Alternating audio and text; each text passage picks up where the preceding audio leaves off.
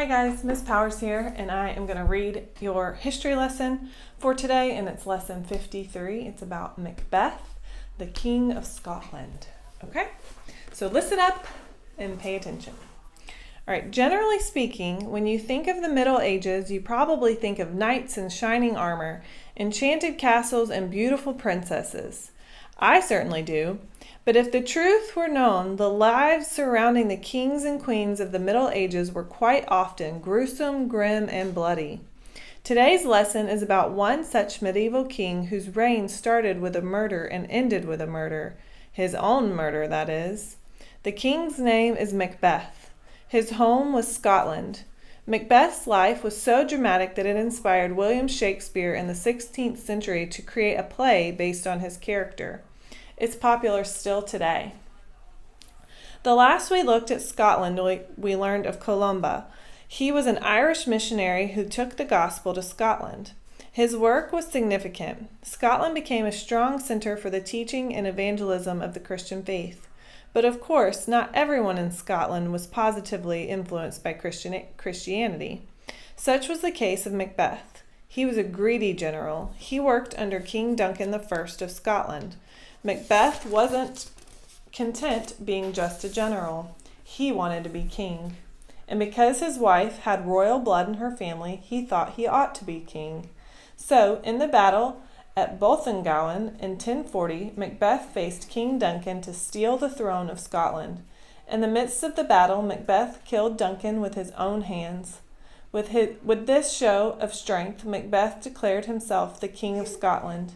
He kept the position for 17 years. Despite his brutal means of becoming king, Macbeth ruled over Scotland in a decent manner. All in all, he was considered a strong and good king. There was a problem, though. Duncan I had a son who rightfully should have been king had it not been for Macbeth. The son's name was Malcolm III. He wanted revenge for his father's death as well as to be king of Scotland. So the plot thickens. In 1054, Malcolm III teamed up with Swyward of Northumberland in a fight against Macbeth. This happened at a place called Dunsinane. Technically speaking, Malcolm III and Swyward won, but they were unable to remove Macbeth from the throne.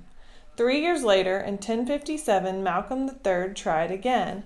This time he met up against Macbeth at a place called Lumhanan.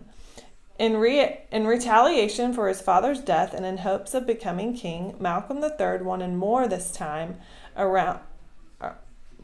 He wanted more this time around than a battle victory on the field. He wanted Macbeth dead, and so Malcolm III killed Macbeth with his own hands. How ironic that Macbeth was killed by the son of the man Macbeth had killed. Despite Malcolm III's victory, he still wasn't the King of Scotland yet. For a few months, Macbeth's stepson took the throne of Scotland in his father's place, but eventually Malcolm did gain the rightful crown of Scotland. He ousted the stepson and made himself the king. All in all, the time period of Macbeth and Malcolm was a turbulent one. From 844 to 1057, there were 12 assassinations for the throne of Scotland. The times were violent. Besides fighting within the kingdom, the Scots were under constant attack from the Vikings. It was centuries before Scottish literature would be born, and there was no time for the arts. But this intriguing plot of revenge and murder has hardly been forgotten in literature. You can see where the fight for the throne makes for a great script. At least William Shakespeare thought so. He is a famous Englishman who took the story of Macbeth murdering Duncan I in order to be king and built an incredible tragedy around it. A tragedy is a play that usually doesn't have a happy ending. Of course, like many movie makers of today, Shakespeare added much to the plot. Many fictitious characters were created to dramatize the events of the story and make it even more interesting. Therefore, if you ever read or watch a Shakespearean play of Macbeth, don't consider it historically accurate. It's not at all. But the play, in my opinion, truthfully depicts how easily man is sidetracked by his own ambitions, especially apart from God. All right, there you go. That's kind of a quick one today on Macbeth. So I hope you enjoyed. Just a little piece of history there of Scotland. Have a great week. Bye.